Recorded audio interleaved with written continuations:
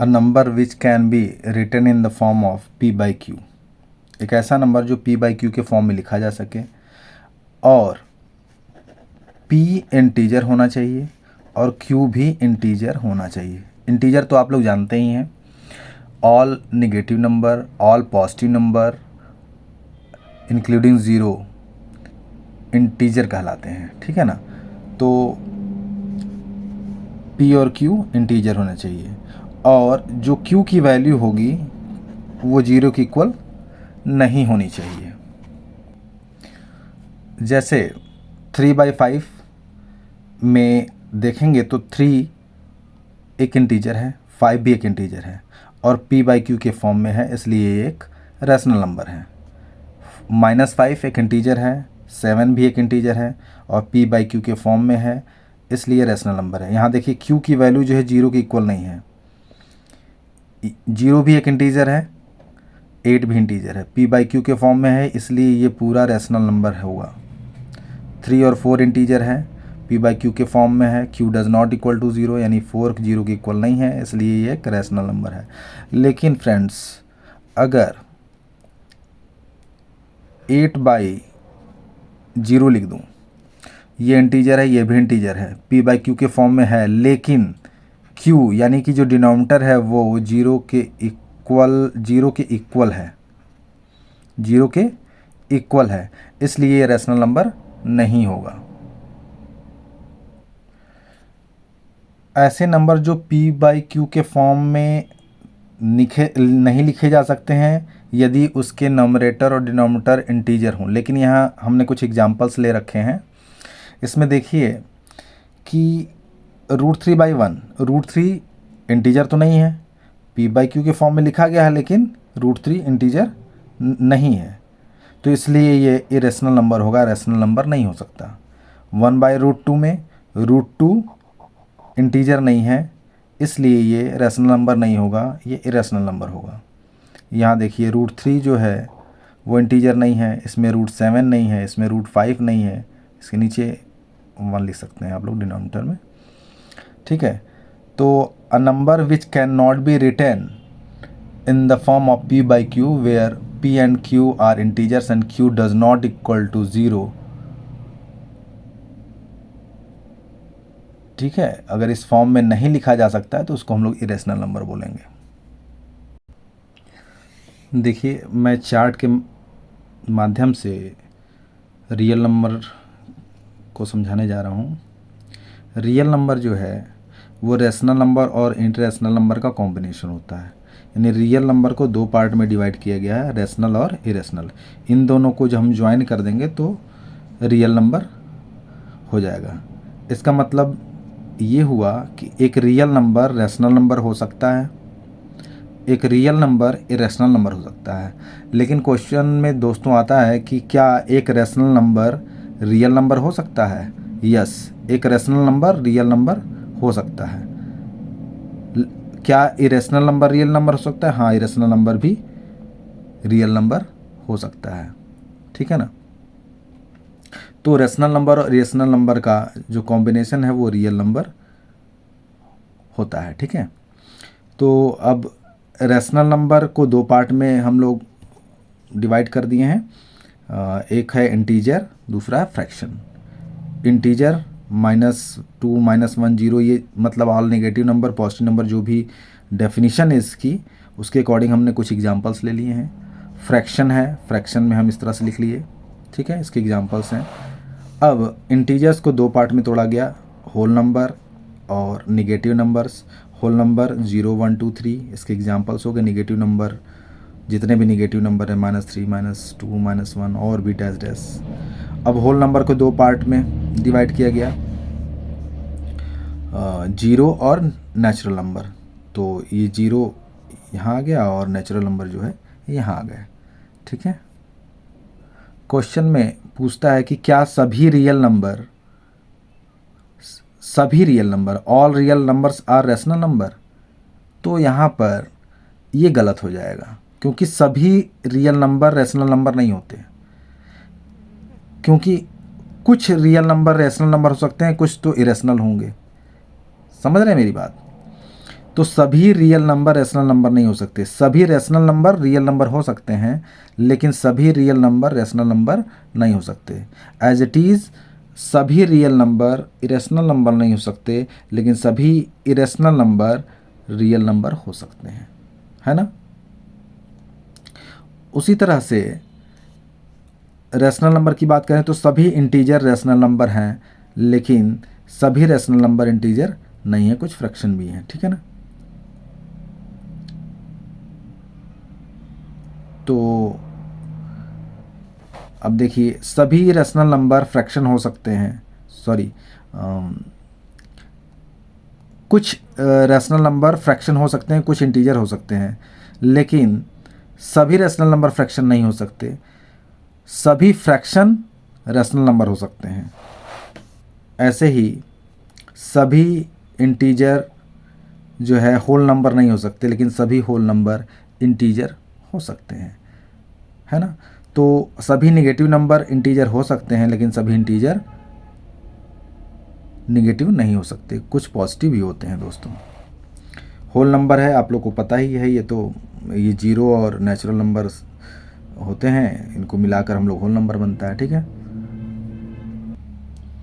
Euclid division lemma को समझने के लिए जैसे मैंने एक पेयर ले रखा है 23,3, इसको मैंने डिवाइड किया, 3 7 जा 21, रिमाइंडर 2 आया। अब आप लोग को पता है कि dividend equal to quotient into divisor plus remainder होता है। उसके अकॉर्डिंग डिविडेंड जो है मैंने यहाँ लिख दिया, ठीक है। और ये हमारा डिवाइज़र 3 हो गया ये, और ये जो कोशेंट है यहाँ 7 लिख लिया, +2 ये रिमाइंडर हो गया, ठीक है। तो इस फॉर्म में लिख लिए, तो ये जो हमारा कोशेंट और रिमाइंडर है, देख रहे हैं ना, ये इस फॉर्म में लिखा जा सकता है, ठीक है। उसी तरह से मैंने दूसरा पेयर लिया, 19 से 4 को डिवाइड किया, 19 0 ज़ा 0, और यहाँ फिर रिमाइंडर 4 आया, तो 4 = 19 × 0 + 4। यहाँ पर हमारा ये Q है और ये R है। इस क्वेश्चन में हम लोग जो है डिविडेंड को A से लिए हैं और डिवाइज़र को B से डिनोट कर रहे हैं, ठीक है। तो हम लोग ये A हो गया, ये B हो गया, ठीक है। बात समझ में आ रही है। अब क्या करना है कि एक और हमने पेयर ले रखा है, 24 को हमने 4 से डिवाइड करा, 6 आया, रिमाइंडर 0 बचा, तो 24 = 4 × 6 + 0 ये रिमाइंडर है। इसको यदि हम लोग फार्मूला के फॉर्म में लिखें तो A यानी डिविडेंड इक्वल टू B यानी divisor Q quotient plus R, इस फॉर्म में लिखा जाता है, ठीक है। इसकी कंडीशन होती है कि इसमें 0 R के इक्वल भी हो सकता है और उससे ग्रेटर भी हो सकता है, लेकिन ये निश्चित है कि B से छोटा होगा, R हमेशा लेस होगा B से, ओके। तो इसी को हम लोग यूक्लिड डिवीज़न लेमा बोलते हैं, ठीक है दोस्तों।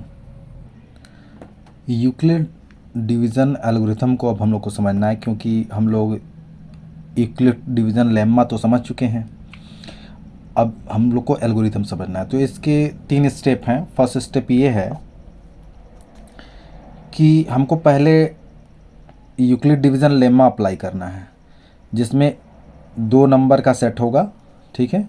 जैसा कि मैंने पहले बता चुका है, A और B 2 नंबर होंगे, तो हम लोग A को B से डिवाइड करेंगे, तो कोशेंट हमारा Q होगा और R हमारा रिमाइंडर होगा, जिसमें कि R की जो वैल्यू होगी रिमाइंडर, वो कोशेंट से छोटी होगी, 0 से बड़ी या बराबर हो सकती है, ठीक है। तो ये तो एक स्टेप हम लोग कर लेंगे, लेकिन रिमाइंडर कोई ज़रूरी नहीं कि हमेशा 0 आ जाए, कभी रिमाइंडर 0 भी आ सकता है, कभी नहीं भी आ सकता है। तो यदि रिमाइंडर 0 आ जाता है तो HCF यदि A और B का हम लोग निकाल रहे हैं, तो जो कोशेंट होगा यानी कि B, वही हमारा HCF हो जाएगा, ठीक है। अब कंडीशन ये भी बनती है कि R यानी कि रिमाइंडर 0 के इक्वल ना हो। अगर R 0 के इक्वल नहीं है तो यूक्लिड लेमा को फिर से B और R के लिए अप्लाई करेंगे, ताकि हमको नेक्स्ट जो है Q1 और R1 पता चल सके। यानी कि अब ये जो नंबर हमारा B था अब इसकी पोजीशन पे आ जाएगा। ठीक है, इसको अब हम लोग डिवाइड करेंगे किससे, R से डिवाइड करेंगे। जो हमारा इसका R आया रहेगा उससे अब हम लोग इसको डिवाइड करेंगे, तो जो हमारा नया कोशेंट मिलेगा वो Q1 मिल जाएगा और नया जो रिमाइंडर होगा वो R1 मिल जाएगा। इसमें जो रिमाइंडर होगा R1 वो 0 से बड़ा और बराबर हो सकता है, लेकिन R से, R यानी कि जो डिवाइज़र है उससे हमेशा छोटा होगा।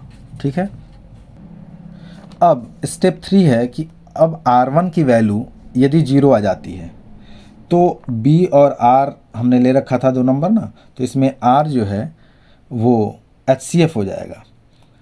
तो हमने देखा कि HCF ऑफ AB और HCF ऑफ BR यानी दोनों का हमने HCF निकाल लिया एल्गोरिथम के थ्रू। तो ये जो है ये शो करता है कि दोनों में ये R के इक्वल आ रहा है। इसका लास्ट जो हमारा R आ रहा है, तो HCF ऑफ AB क्या होगा, R ही होगा। और अगर रिमाइंडर 0 के इक्वल नहीं आता है तो हम लोग यूक्लिड डिवीज़न लेम्मा को फिर से R और R1 के लिए अप्लाई करेंगे ताकि हमको नया जो है कोशेंट और रिमाइंडर मिल सके। तो इस केस में अब हमारा जो A है वो अब R हो जाएगा और जो B है वो R1 हो जाएगा और नया कोशेंट हमारा Q2 और नया रिमाइंडर R2 हो जाएगा। यहाँ पर भी जो रिमाइंडर R2 है वो 0 से बड़ा होगा या बराबर भी हो सकता है और R1 से छोटा होगा। ये प्रोसेस ऐसे ही चलता रहेगा जब तक कि, जैसा कि मैंने यहाँ लिखा है कि 0 की वैल्यू देखिए R2 R1 ये सबसे बड़ी या बराबर हो सकती है लेकिन B से छोटी होगी। ये ऐसे ही प्रोसेस तब तक करते रहेंगे जब तक कि रिमाइंडर 0 ना आ जाए। ठीक है, और जब 0 आ जाएगा तो लास्ट जो हमारा कोशेंट होगा, डिवाइज़र होगा, वही हमारा HCF हो जाएगा। ठीक है, अब यूक्लिड डिवीज़न एल्गोरिथम का यूज़ हम लोग HCF निकालने में कैसे करेंगे उसके कुछ एग्जांपल्स लेके हम इसे समझाना चाहेंगे। ये देखिए 2 नंबर हैं, इन दोनों नंबर में 225 ग्रेटर है, तो हम इससे छोटे वाले नंबर से हम लोग बड़े नंबर को डिवाइड कर लेते हैं। ये डिवाइड कर लिए, आप इसको डिवाइड करने से अच्छे से सीख लेंगे, आप अच्छे से समझ में आएगा, इसलिए मैंने डिवाइड कर रखा है। तो देखिए जो डिविडेंड होता है यानी 225 equal to 135 into 1 quotient divisor into quotient plus remainder होता है, यानी कि रिमाइंडर हो गया। यहाँ पर ये A है, ये B है, ये Q है और ये R है। ठीक है, अब हमें क्या करना है कि जो B है यानी कि 135 को अब डिवाइड करेंगे हम लोग किससे, 90 से डिवाइड करेंगे। ठीक है, तो देखिए 90 से 135 को डिवाइड किए हैं, 1 बार में 90 आ गया है, तो यहाँ पर हम लोग लिखेंगे 90 इंटू 1। ठीक है, क्योंकि हमने 90 से डिवाइड किया, 1 बार में किया, तो रिमाइंडर क्या आया 45। तो अब यहाँ पर ये जो B है यानी कि ये हो गया और 90 जो है वो R हो गया, ये Q1 हो गया और ये R2 हो गया। ठीक है फ्रेंड्स, तो अब आगे का स्टेप्स जो है, अब 90 को हम लोग डिवाइड करेंगे किससे, 45 से। 2 आ रहा है इसलिए 45 इंटू 2 प्लस रिमाइंडर क्या आ गया, 0 आ गया। ठीक है ना, तो इसमें अब देखिए ये जो R है 45 R2 हो गया और ये Q2 हो गया और ये R3 हो गया। देखिए इसी का हम लोग इंतज़ार करते हैं कि कब हमारा जो रिमाइंडर है वो 0 आएगा। अब रिमाइंडर यहाँ पर जब 0 आ गया तो हमने देखा कि रिमाइंडर 0 आने के बाद तो जो एल्गोरिथम से हमको HCF मिला वो HCF इक्वल टू 45 हो गया। ठीक है, क्योंकि ये HCF A और B के लिए ही नहीं है, HCF 225 और 135 के लिए तो होगा ही है, यानी इन दोनों का HCF कितना है 45। 135 और 90 का HCF भी 45, 90 और 45 का HCF भी 45।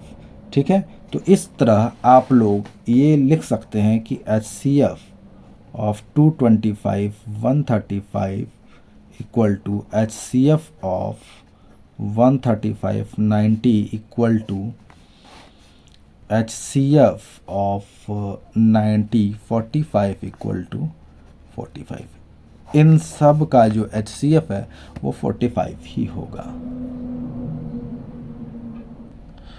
जो दूसरा एग्जाम्पल है इसमें 196 इससे छोटा है, तो हम लोग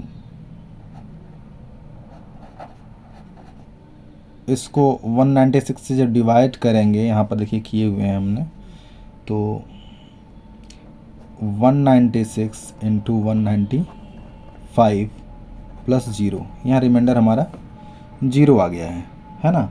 तो रिमाइंडर जब 0 आ गया तो प्रोसेस तो रुक जाएगा, आगे बढ़ेगा नहीं। तो इस तरह से HCF